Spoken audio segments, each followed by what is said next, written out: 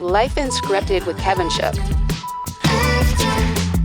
Today I have a couple really special people I met when I was doing real estate photography. Obviously, I'm kind of a jack of all trade, master of none, and one of those trades is real estate photography. So it was really cool knocking on their doors and like, hey, I hope you're expecting a photographer. And then we got to talking more, and I learned more about this couple. So I present to you Isaiah and Brenda Stearns, and they're here without their 6 sidekicks. Yep. 6, right? Yep. And then I noticed on your Instagram that you skipped 2 years. There's a couple years in there, but I needed a break. Yeah. Little one. Yep. And he's just like, yep. For sure. Yes, she did. Okay. Brenda, how did this story start? Because I know it started with something that you did in 2009, I believe. Mm-hmm. So, yeah, go ahead and tell us. So it all started because I sent a text to the wrong number. I didn't mean to. I had this habit of sending inspirational text messages to my friends, my contacts at the time. I mean, you're talking 2009. Smartphones weren't really a thing. BlackBerry. I had the Nokia, big, huge one. Was it? Yeah. Wow. And so I had 10, 11 contacts at the most. And 3 of those were my sisters. So I would click all of them and I would send the same text to everybody. And I was getting ready to do that in the morning, and the phone at the office where I worked at rang. And so I was like, okay, I'll send this text later. I'm busy with work. And I completely forgot about that text until later that evening when I got to my apartment. I'm like, oh my goodness, I was going to send this text in the morning. Let me go ahead and send it now. And I did. And within 20, 30 minutes, I got a text back saying, amen to that. Who is this? And I was like, hey, it's Brenda, Roxy's sister. You're my mom's neighbor. Remember me? Because the phone I had on there was for a family friend that lived in Ohio near where my mom lived. And he's like, no, I don't think we've ever met. My name is Isaiah Stearns. And then I was like, oh, sorry. I didn't mean to send this Whoa, to you. Back up. Yeah. And then he continued on saying, hey, by the looks of your text, I can tell that you love God, and that's awesome. And that's kind of what sparked the beginning of our conversation. We started texting back for a little bit. And then I was like, okay, well, sorry for the text. It was a mistake, and hope you have a good day. And that was it. And then he said, if you don't mind, maybe I can text you or call you. And keep in touch. Yeah, keep in touch or something like that. And I thought it was really weird, but I was like, sure, why not? But before all of this, Isaiah had just gotten a new phone plan, and they messed up or something. Why don't you tell him that part of the story? Yeah, so I wanted to get a new phone plan. So I reached out to the phone company, and they said, okay, here's your new phone number. Call this other number. You should be able to set it up. So I did, and it didn't work. And I called them back, and they said, well, whoever set that phone number up in the system, they didn't do it right. So here's a new phone number for you. Call that same number again, and it should be able to work for you.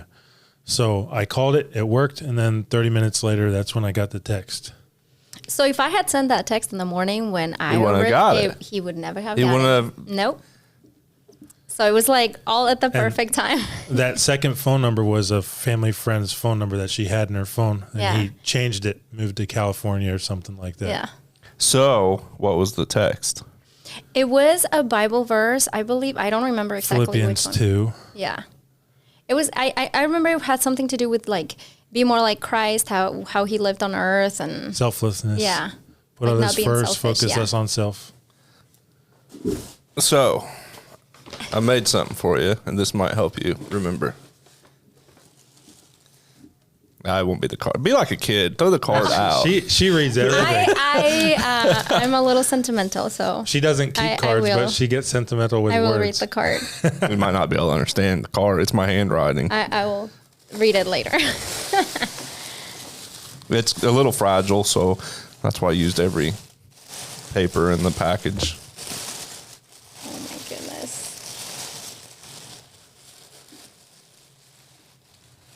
This is so cool. Oh, wow. That's beautiful. Thank you. Yeah. Thank you. I'll help you remember now. I I will And look at the remember bottom. now. Oh, it says the Stearns 2009. Oh, thank you. That is beautiful. Thank you. Yeah. That is very, Very thoughtful. kind of you. And it's Well, now you remember. Now you remember what you Now said. I will remember what I it's said. aesthetically pleasing. She's gonna keep that. I will. I like the little heart too. Did you print this? Yeah, yeah. That is so cool. I love 3D printing. I love it. Thank you. You're welcome. Appreciate it. But that's just it's such a cool story.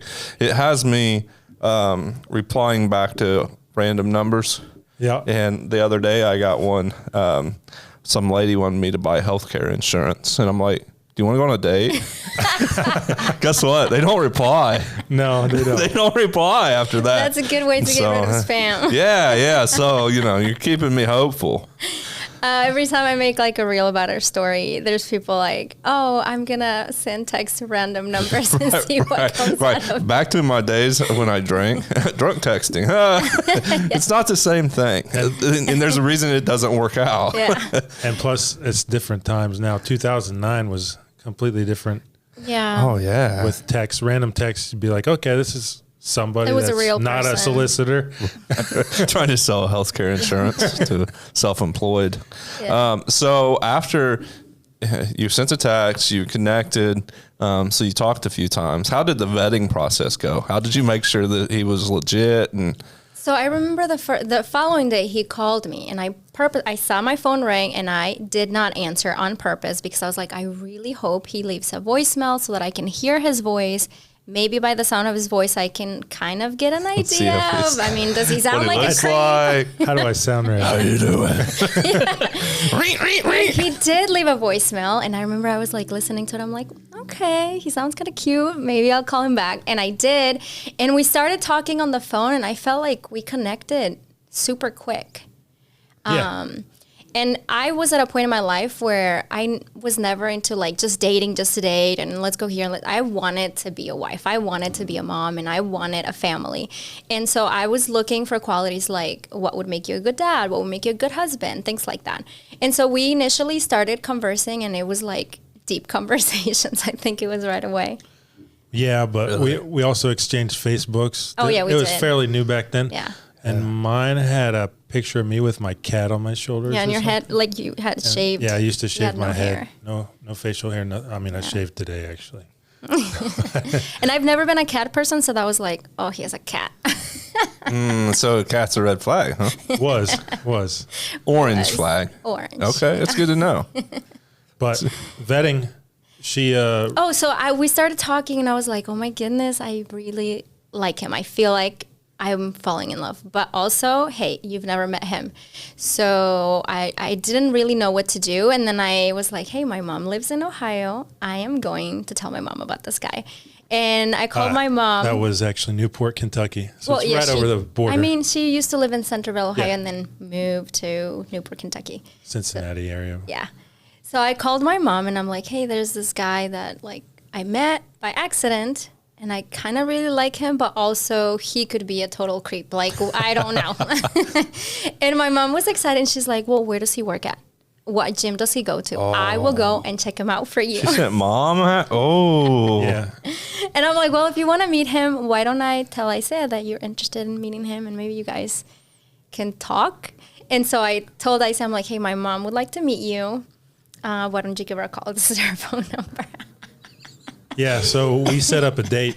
It was me and her mom and Yeah. her younger sister, because her younger sister, Roxana, lived with her mom Yeah. at the time. We went to El Mason on West Alex in Miamisburg area, West Carrollton, Ohio. And we had our date there. Before I met Brenda. He actually met my mom, younger sister, before me. Did they like make a little cutout of you and like sit you at the table? Like, this is what she looks like. Well, we No, already knew didn't what have- we looked like because of our Facebooks. So It went well. She was Yeah. sitting at home waiting for her mom I was to call. pantsing back and forth. Waiting on I a was report. nervous. I was nervous. Yeah. Really? Yeah. But now, what if mom fell for him? and then she never called you. Never called you again. That wouldn't happen. No way. He is not her type. Well, hopefully she doesn't watch this. No, she knows I'm joking. That's funny. And then, so I remember my sister called, they went to the restroom and they called me and I'm like, so, what's going on? And my sister's like, oh my goodness, Brenda, he is huge. He is bigger than the door. I'm only 6'1". But But we're like tiny, petite Mexicans, short. Okay. So it was like, I don't know, he's huge. So what were you doing for a living down there? Like, did you, what was everybody doing before they came together? Oh my goodness, I was doing so many things. So I ended up moving to Georgia because I wanted to be closer to my sister who was living there at the time. Okay. She was recently married. I was like, okay, I'm going to go hang out with you. And when I was living there, I was working at a photography studio. And that's where I sent the accidental text. And then when I moved to Ohio, I had quit my job. I actually gave my resignation letter because I had to ask for some days off for Christmas. And then very last minute was like, oh, you can't have these because like we're going on a vacation. You have to stay over At the the studio. studio? Yeah. This is like some Olin Mills stuff or what? And so I was like, I've never been alone for Christmas, and this is not going to be my first time. you got to backpedal on that story. That's part of how we met. So I was like, I'm going to resign. And I packed my car and moved to Ohio. Nice. So that area, that part of the story. The reason why I quit, he'll tell you. Yeah. So we kept talking, and then her mom invited me to Minnesota for Christmas. And I was working at Kroger at the time, and retail's busy. I was like, well, I'll ask for the time off. They gave me the time off. And so the plan was to go meet her family up in Minnesota for Christmas. And then that happened with her work. She had the time scheduled off. She ended up taking it. She ended up resigning. And then we actually met each other December 1st in face-to-face. We saw each other the first time December 1st. And we made it official that we were going to date with the intention to get married. And Christmas went well. We drove up there from Ohio with her sister along with us. My sister's always been the third wheeler. Oh, really? She's lived with us a few times in the past. I also. love her. Yeah, she's And great. she looks a lot like me too. Well, we'll talk about that later. Yeah. So we went to Minnesota, and that went very well. Long story short, we ended up getting engaged February 14th, 2010, and got married the month that she was planning on moving here initially if she was going to stay in Georgia until her lease was up, which was June 2010. Wow. You guys like, No Once reason to, when you know, you know. you know. yeah, there's no reason to wait When around. the chemistry is there. Yeah. Wow. No reason to be engaged for years. I mean, dragging it not- on. for us. Right. It's okay if people do that, but for us, there was no reason. Yeah, it's going to look different for everybody. Yep. This is wild. It's just wild because you don't hear much of this. So when this happened, you got married what year? June 2010. June of 2010. So about, okay. So when did the first baby come along? I mean, I literally got pregnant the month after we got married. April 2011. So you did it by the book, but barely. Yeah. It's honeymoon. Let's get this That's done. a honeymoon. Yeah, for sure. Wow. And so, all right. So tell us about the kids. Oh my goodness. There's a few of them, right? Just a few, a little bit. I love them. So, I would hope you do. We would have a but problem. not only do I love them normal, like how any mom I think would love their kid. I am obsessed with my kids. Like I love them. I love everything about them. I'm so proud of them. I am in awe of like their personalities and the choices that they make now that they're growing up. I'm just like, how did you come out from like this? You know what I mean? Like it's just crazy. We're both messed up. It's crazy. They are amazing. So yeah, I got pregnant right away. Victoria was born in 2011, and then Veronica was born 2012. Sammy 2014. Vanessa 2015, Benjamin 2018, and Ezra, our last one, 2021. He was our COVID baby. COVID baby. Everybody's got one of those. A lot of people do. We're home. What should we do? All right, let's make a baby. Do what we're good at. Yep. I started working from home in 2019 and been since. Changed jobs a few times, but been doing that since. And what is it you do? Oh, I'm a contractor for the government. Oh, okay. I remember.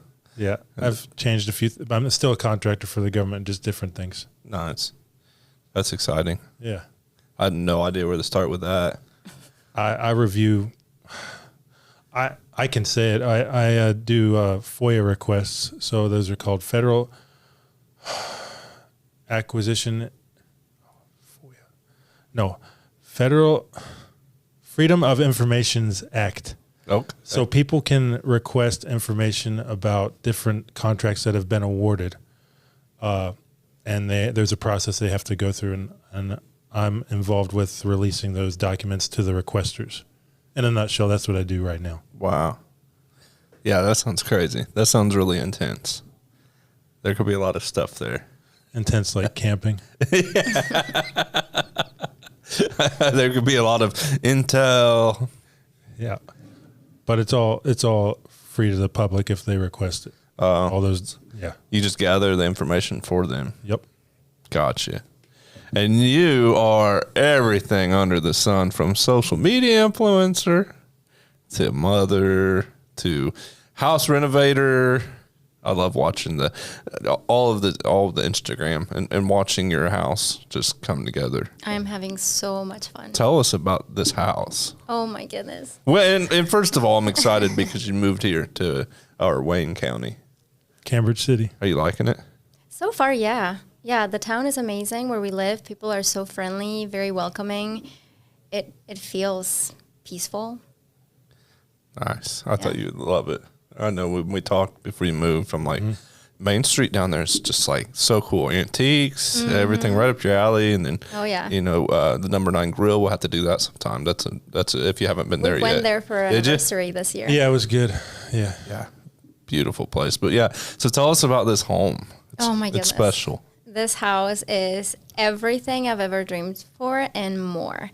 So when our whole process for selling our house was very draining. Emotionally, it was a nightmare. I almost wanted to give up so many times. And I was like, we're never going to find the house that we need as a family, or the house that I've always dreamed of. And so I was like, I'm done. Don't show me any more houses. I don't want to see anything anymore. We're done. Like, I give up. And then some days went by, and he'd send me a text for a link for the house.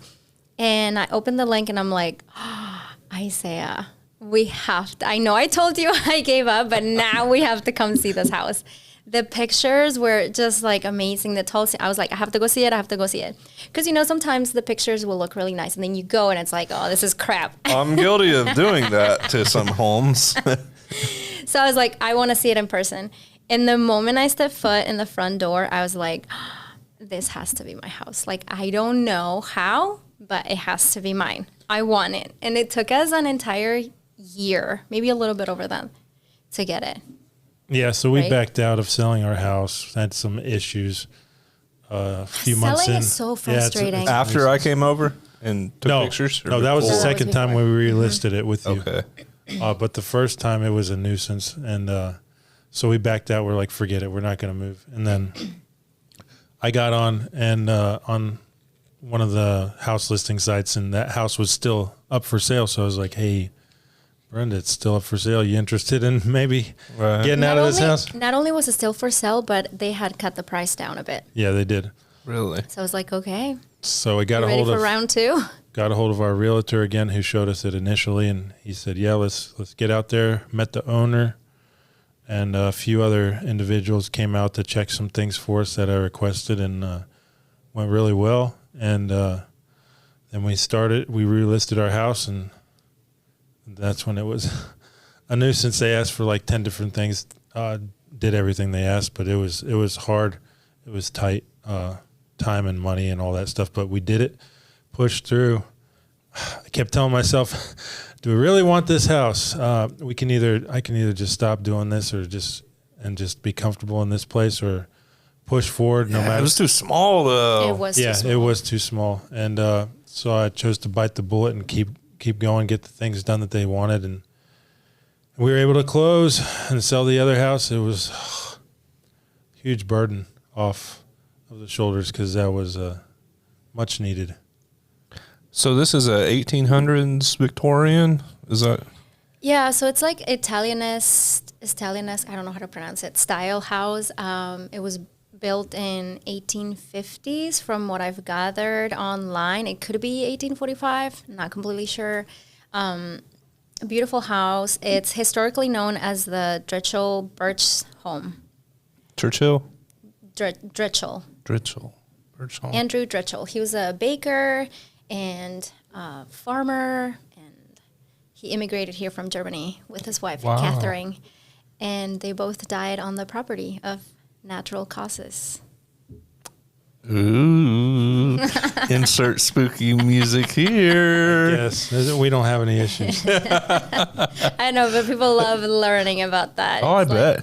So where did you go to the library, or how did you research? So before the house became ours, I told you I became obsessed with this house, and I was like looking online for all the history. I went on Ancestry, and I subscribed and was paying a monthly subscription just so I could do the family tree for every single family that lived in the house before.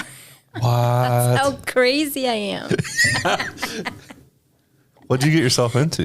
No, it's all good. That's our thing. I was just fascinated. Right. I'm like, I want to know everything about this house, who lived here, and what they do, and how many kids did they have. And I found so many news articles of like, I guess Andrew used to like host parties, and back then they didn't have any like radios or anything like that, so they would print newspaper to like let people from the town know what's going on, and they would put, oh, Andrew Dritchell and his family are hosting a party. His house is great for hosting and blah blah. And I'm like, that's my house now. That's awesome. It's super cool. That's really amazing. I get, I see all these houses. I've seen tons of houses doing pictures and stuff. And I've always, you get out in the country, the back roads, and you see some of these homes. And I'm the same way, kind of, although I don't go to Ancestry.com and see what their DNA was. But I love, like, just seeing these homes, especially, like, vacant. They're old, like, and just thinking about, like, who the families were that maybe lived there, what kind of celebrations they had outside. I was on one the other day that had an old porch swing out in the middle of the woods, and I was just kind of thinking, like, imagine the conversations had and stuff like that. So like how life was back then for them. Right. So cool. So it's kind of neat that you're kind of like reviving this old house. And you went from, I know we talked about off of the air, you went from how many square feet to how many square feet? 1,800 to about 5,600.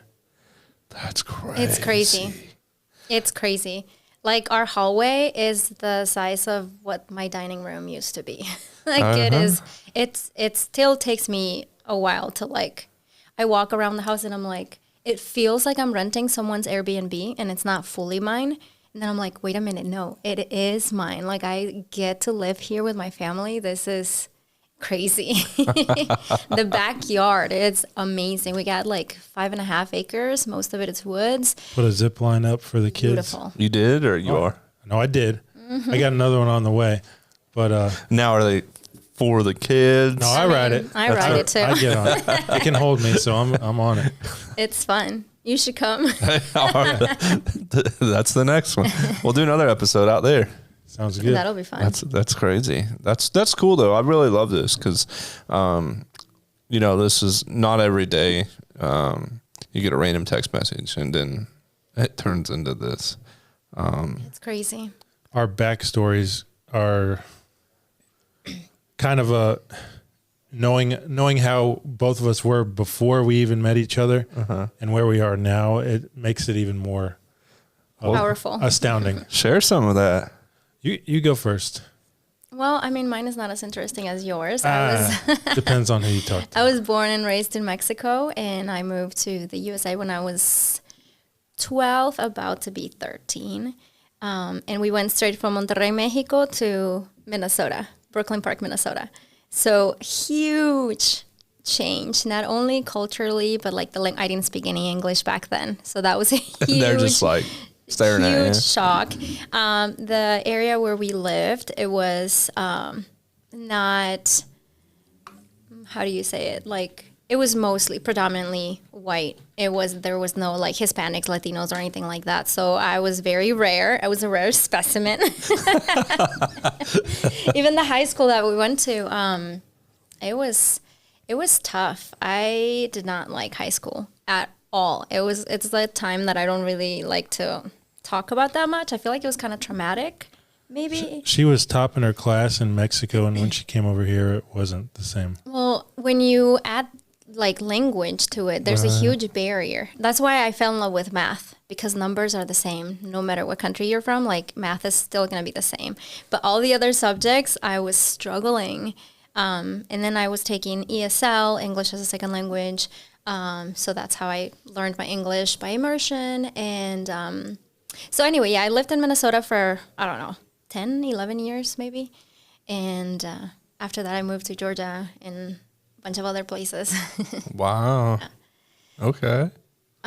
But yeah, again, my story's not as I interesting. can imagine moving to Minnesota from Mexico. Like, yeah, it was crazy. And we what moved. do we do here? I remember I got there. It was like middle of October. So that's like at the beginning of winter. It's crazy. Okay, the food's not even the same, is it? No. No. I mean, not even here. I go to a Mexican restaurant. It's like, that's not Not really even close. Mexican. Not even our, like, we have Drenched in cheese. we have hole in the walls, like El Tribol. I have been to that one. That one is good. Is it close? Yes. There's another one in Miamisburg. I had some tacos there, and they were amazing. I can't remember the name of it.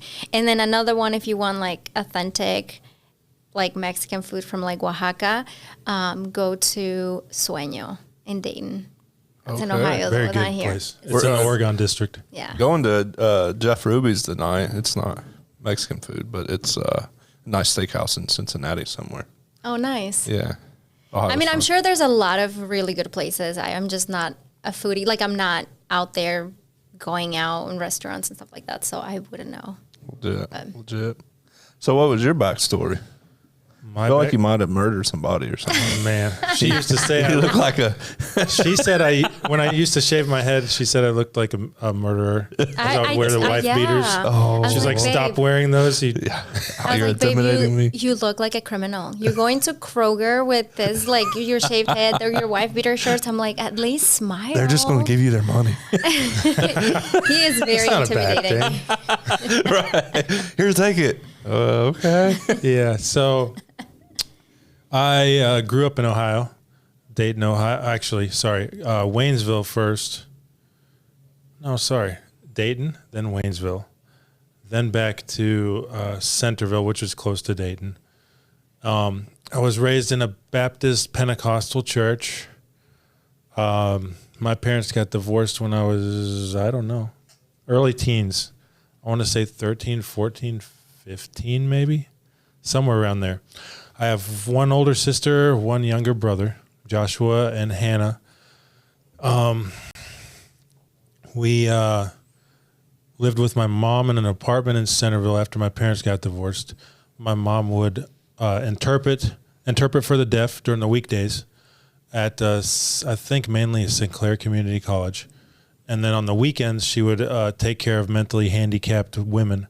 So it was older women. She would stay it was a group home. She would stay there Friday, Saturday, come back Sunday. So I say that to say had a lot of free time. Mom wasn't home ever. I want to say I went to private school up until my parents got divorced, and then I got introduced into public school. No, sorry.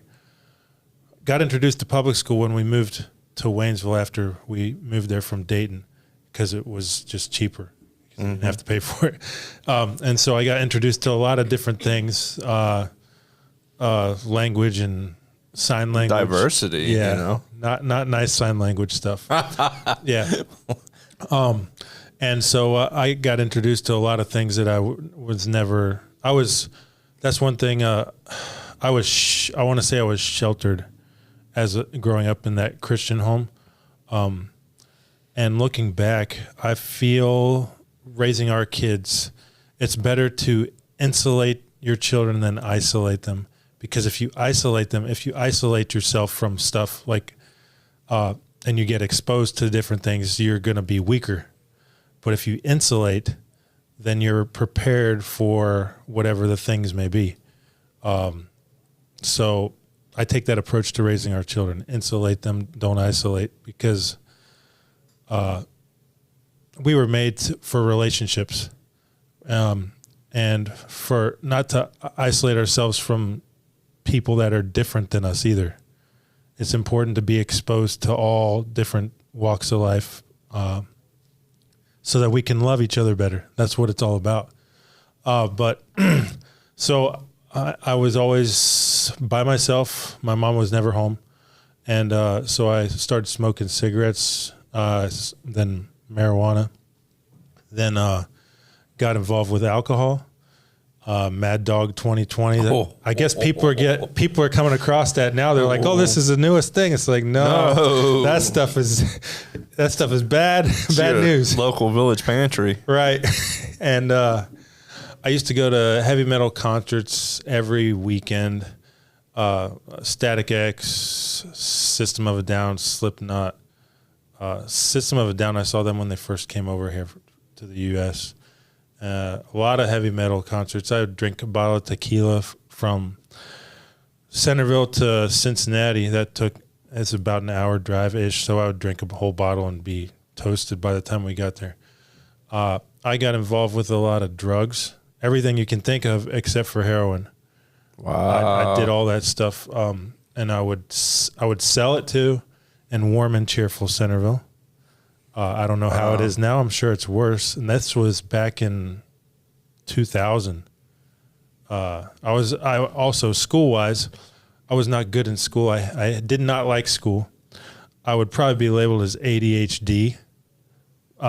Just a side note, I think that some schools label kids ADHD just because they're not learning how they're supposed to be learning according to the system, because everybody learns differently. But I didn't like school. I was a second-year senior. I was in the OWE, OWA, and the success programs. They were pilot programs for kids who didn't like school and who just always got in trouble. And I learned how to do my taxes and useful things, how to interview for jobs. So that was beneficial. But I did all those different things for, probably about 3 or 4 years, really deep into it. When I went to people's houses, I would drink 40 beers a night. I would shotgun them, just find a spot next to the sink and just shotgun. Wow. I was up to 40. I didn't drink them every night, but when I was drinking, I drank with a purpose. And so I did that for about 3 or 4 years. And I remember laying in bed at night just feeling empty. And I believe personally that we all have a God-spaced hole, and only God can fill it. We try to fill it with other different things, but I feel like that's the only thing that can really make us feel fulfilled, a relationship with Him. And of course, I don't force that upon anybody. With my background and all, I should be able to interact with just about anybody. Yeah. So, I'll say there's no moment in time where I made a turn. It was more gradual. I remember being in the bar with my buddies, and I was drinking, and it just felt empty, and I lost the desire for things, one thing after another. I was not trying to quit. I went to my grandpa's funeral one time, and this individual came up to me and said, "Hey, is your name Isaiah?" I said, "Yeah." He said, "Your grandpa prayed for you every day at prayer breakfast," and that really hit me. So I started church hopping. I used to bar hop. So I took the same concept. I was like, I'm going to go church hopping, see what this God is all about. I slept with a Bible next to me. I had my Bible since I was before my parents got divorced. I still have it. It's missing all of Genesis and Exodus though, because the cover fell off. So pages have been falling out slowly.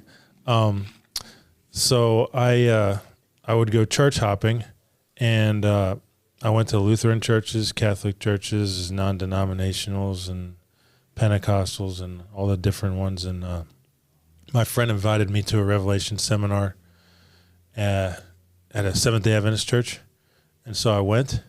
And don't Google it. Google will tell you all kinds of lies. What's it called? Seventh-day Adventist Church. Okay. Now he's gonna Google it. Oh, you know I will. Well, yeah. I'm gonna chat GPT it. Yeah. So I'll tell you, it's I went to the seminar. I didn't go to every single night, but the pastor who was there, he stayed after and would answer all my questions like an hour or two after. I just had so many questions.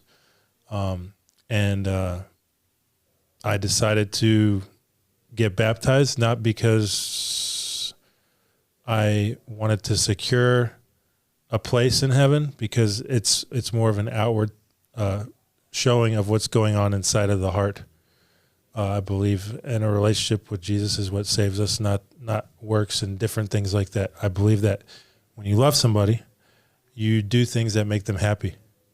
That's what a marriage is supposed to be. And I believe that relationship with God should be the same way. And what's cool is every person has a different one with him, has a different relationship. It's not a set way of how to do things. Of course, there are the 10 Commandments, but our walk with God is different. Everybody's is. And so we should never hold ourselves up on a pedestal looking down upon others because they're not attaining to the level that we're at with God. Because if we have that mindset, then we need to check ourselves. I love that. I love that a lot, because that keeps a lot of people like me away from church.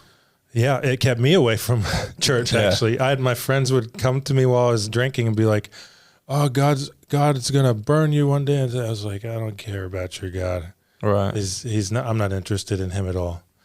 But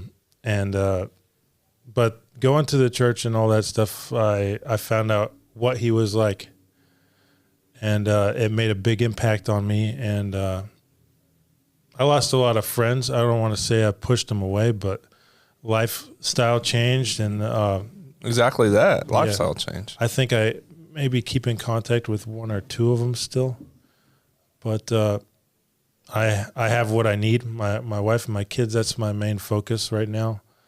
And but I say all that to say, coming from all that to where I'm at now, it's a miracle, I should say. It is, and it's all shit that I need to hear.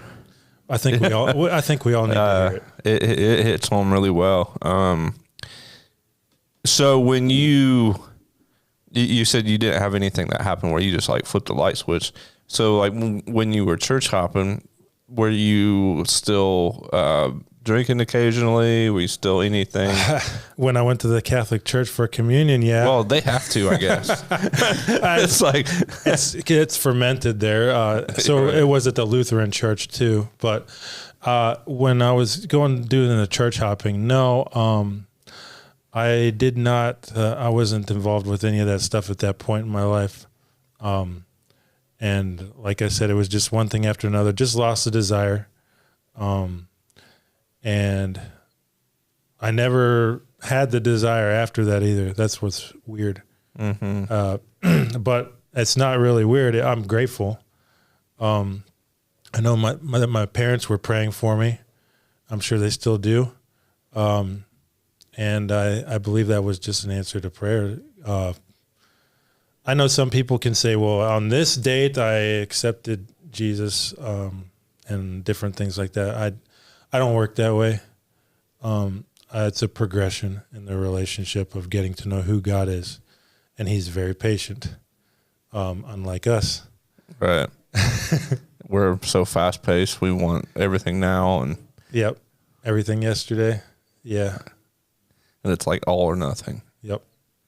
I don't think I think if we take an all or nothing approach, that's what sets us up for failure. And not just, finding Jesus, but Everything. our diets, our exercise Yep. programs, and that's what, it's not all or nothing. Yep. It's, you got the main goal right here, but there's the little steps, and you may not get there to the final goal that you want in your eyes, but as long as, there was a good example, Pastor Winston Baldwin. He passed away a couple years ago. He was the one who I spent a lot of time with after the seminars, answering all my questions. We built a good relationship, but he once told me, he said, your relationship with God, and you can take this and apply it to just about everything in life. When you got a target and you're aiming your bow and arrow at it, you may miss, but you're still in the right direction. Right. You're not turning around away from the target. And as long as you're facing that target, you're choosing to make choices to attain towards that, whatever it may be. In this instance, a relationship with God, he blesses you for that. And he doesn't look down on you for screwing up like humans do. Man. Woo. I told you his story is more That's interesting crazy. than mine.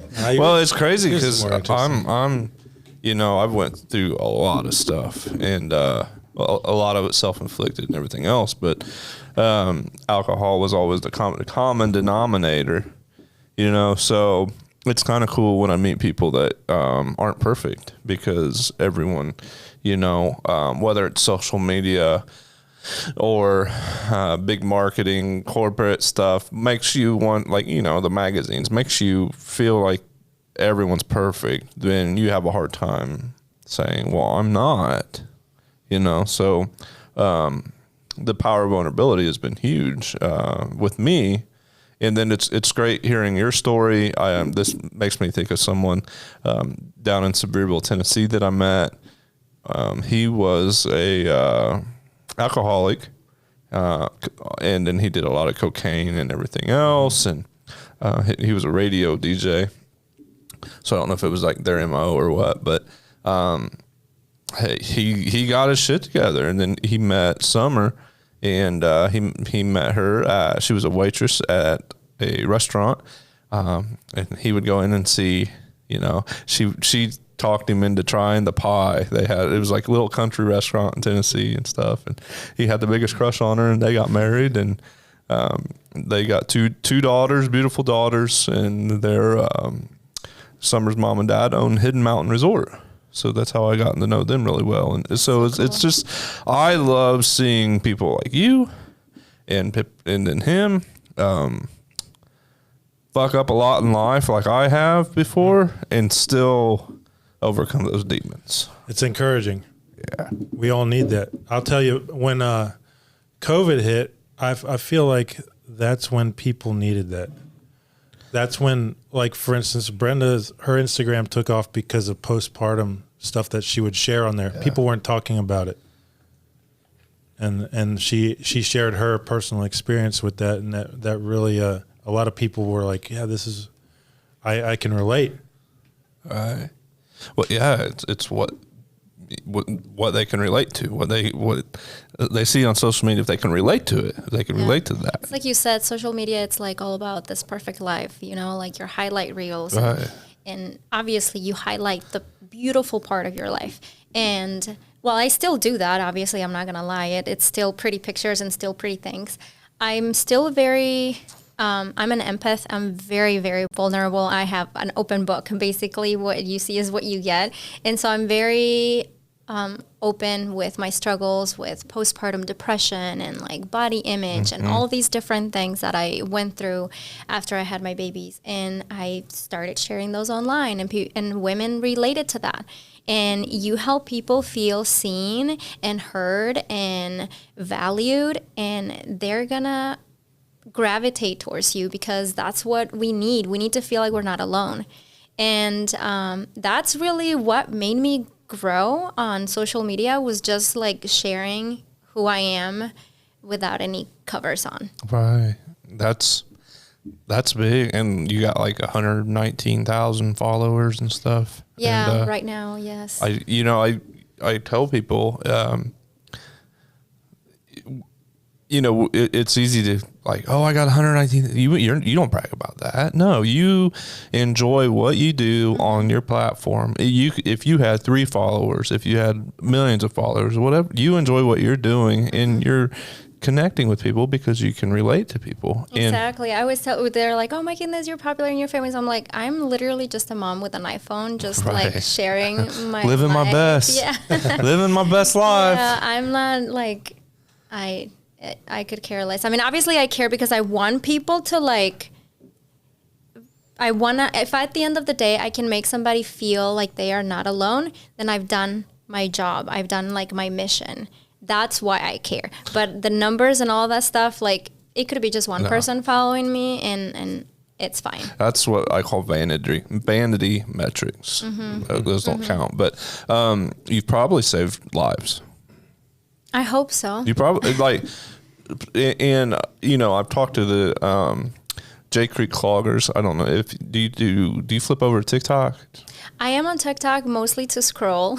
Okay, but I'm not familiar. so do you remember during COVID, long haired guy with the blue shirt doing the clog dancing, and it was a team, J Creek cloggers. Zeb Ross, he went viral on everything. They didn't even know what TikTok was. Someone else posted a video of them. They went viral. And it's just the friendliest looking, happy-go-lucky people clog dancing in the backwoods of the Carolinas. And I was in my darkest days when I seen that stuff. And so when you're in a dark world, you just rely on this all day long. Because you're disassociating. You're from trying to get out of the reality. real world. Yeah. So I would watch TikTok like nonstop. And I came across Zeb and the J Creek cloggers doing their dancing. And they were just as happy as could be. They weren't drunk.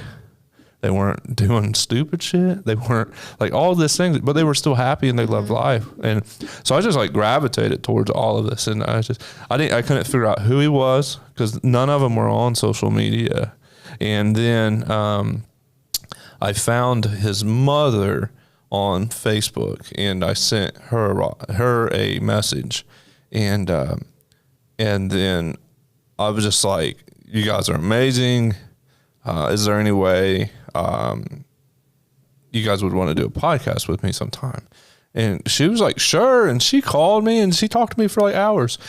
And I'm like, this is just wild because at that point he just opened up for Cole Swindell. And then they had him on the CMAs, not the last round, but the year before he was on the CMAs. Peyton Manning had him jump up on the stage and do his clog dancing So cool. and stuff. But yeah, we did a podcast. We did it remotely, but we got to talking about the mental health aspect of delivering that content that does relate with people. And Mom, she told me, she said she got a message one time from a guy who was like, literally in his vehicle with a gun that was just scrolling endlessly on TikTok. And he was about to end it all, but just kept seeing all these happy faces and stuff. And then he's like, you literally saved my life that night. And so powerful. There's probably, I used to paramedic and stuff. So I dealt with pregnant women and their postpartum depression and all that stuff. That's real. And it's bad. Yeah. So if you share them stories on your Instagram and stuff like that, I imagine you've reached people that I'm sure you've saved at least 1 or 2 lives. I hope so. I hope so. No, that's super cool. It's really cool. Today is my 555th day sober. So it was Congratulations. talking about the alcohol stuff. That's awesome. So my buddy that you kind of reminded me of with your story, he said nothing's more powerful than a sober alcoholic. And you're proof of that. Yeah. Yeah. I jack of all trades, addictions, but yeah. Well, I mean, I don't know. I think when you're at that rock bottom and then you're like, no, I got places to be. I got things I need to accomplish in life. Here's the funny thing, though, is I didn't plan any of this. You were just on your phone. I didn't plan. Well, no, I didn't even plan what I'm doing for work. I didn't plan to have a family. I didn't plan to have kids. I didn't plan to even live in a house. My plan was to stay working at Kroger, keep drinking on the weekends, and just live with my friends in apartments the rest of my life. That's what my goal was. Wow. I don't think my goal and outlook on life changed until God got a hold of me. It says, delight yourself in the Lord and he will give you the desires of your heart. And I believe on a deeper level, when he comes into your life, he gives you new desires, because none of these desires were there. Not a one. And back then you would have been like, kids? No, never. Kids? No. No, there's no way I could handle that. Child support? No. Yeah. But I'm very thankful where I'm at today. Like you said, what was it? Something alcoholic. Nothing more powerful than a sober alcoholic. Yeah. I believe those stories that people have getting delivered from those different lifestyles gives hope to people also, because there's a lot of people that feel like they can't do anything with their lives. They're just at the bottom and they're just going to stay there. And it's not the case. It is easy to get discouraged. It is. But it's not the case. You're living proof. I'm living proof. Paul, he was living proof. Because I wasn't brought up in a household that, my parents, they split right when I was born pretty much and stuff, and a family of addictions and everything else and yada, yada, yada. And I could chalk everything up to that and stay at home all day and until life ends, I guess. But yep, there's a lot of people that do that. Yeah, it's not good, not cool. There's a way out. There's a way out. Yeah, definitely. Any closing remarks? Anything that you guys want to say? I mean, I appreciate you coming up here. I'm thinking there's a few things. My biggest thing with like us sharing our story of how we met and stuff like that is, like Isaiah said, we are made for relationships. I think nowadays, because there's so much spam and so much junk and things like that, we put up all of these walls and all of these masks and we kind of hide who we are. But we're made for relationships, and you cannot have a genuine relationship if you don't have vulnerability. So you have to unmask yourself. You have to work on yourself, mental health, all that stuff. Like, go deeper, peel those layers, figure out what it is that's causing these triggers, or go to therapy and like heal yourself so that you can have healthy relationships with those around us, because that's truly what I think being human is all about, is relationships, loving people the healthy, right way, and then being loved in return. There's nothing more beautiful and powerful than that. And staying away from perfect people. Yeah, There's a lot of surface level conversation. I don't want to build relationships with people that want surface level conversations. I don't have time for that anymore. Right. Need relationships on a deeper level where you can actually connect, because we need connection. This world is going to crap. We see it all around North Carolina, all that stuff. And people need people. And in the end, that's where a lot of the help is going to come from, is from people who actually love and care for others. Back to that, right? Yep. And you really don't have to look hard. love truly is all around us in little ways, in little things. I was just sharing a story on my Instagram on our way here. I'm like, the world is full of opportunities and beautiful people. Like just how we met you by us selling our house and you coming to take pictures. Wild. And now we get to be here and share our story in your platform. And like, that's amazing. That's beautiful. That's love. Right. It's everywhere. Because none of that, there's just so many things that the stars align. It's like, how did that happen? Yeah. You get to the point you don't even question how anymore. Yeah. It's the ripple effect. It Right. just keeps growing bigger and bigger.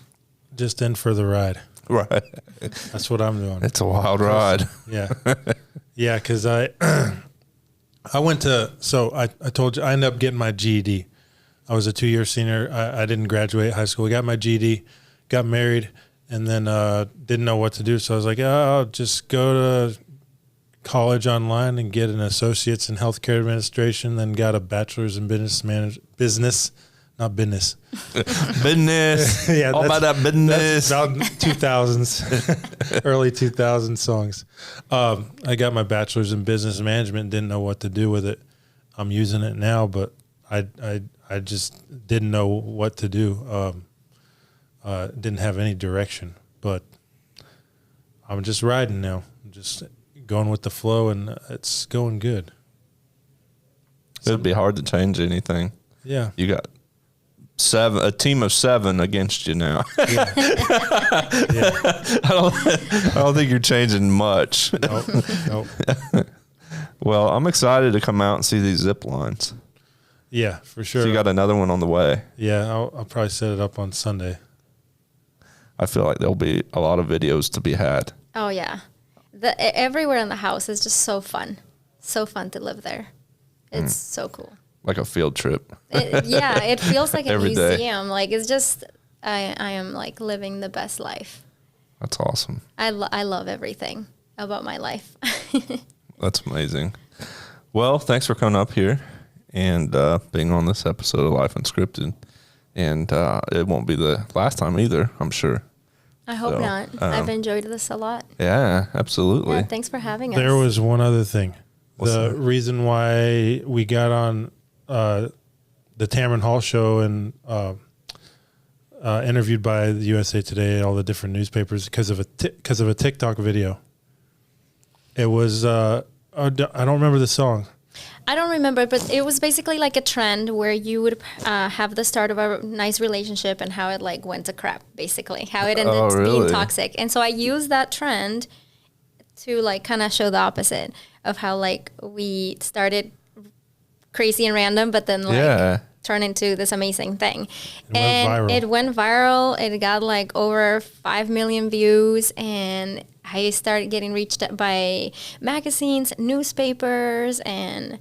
But she did not want to do anything that year. That was year 2022, right? 2023. Yeah, I think so. Yeah, Her dad died.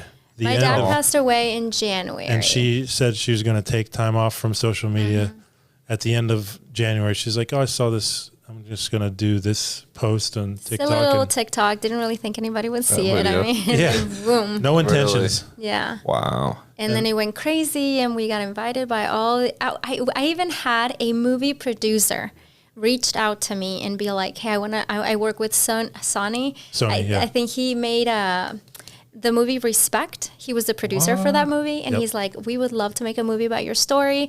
Nothing really came out of that. Then they had a strike. The writer's strike. And then so that kind of pushed back, and he never reached back. But just having somebody reach out to you with that potential opportunity, it was like, this is amazing. There's a Blamford's his last name. He's from Richmond, but he's a director of photography for like Top Gun and a lot of other movies. So I wonder cool. if it would be something he'd want to look at. Yeah, we did a bunch of interviews and like FaceTimed, and like he took a lot of notes and he was really excited, but then like nothing came out of it. Yep, the strike screwed things up. Well, it's a positive story, and people need to. Yeah. People need that. Mm-hmm. You know, amidst GTA on their Xbox and stuff. Crazy. Yeah. All the bad stuff out there. They need to hear the story and see. Yeah, it. it's uplifting. It gives people hope, and happiness. Very cool. Well, let's wrap this up. Appreciate it. Life Unscripted with Kevin Shook.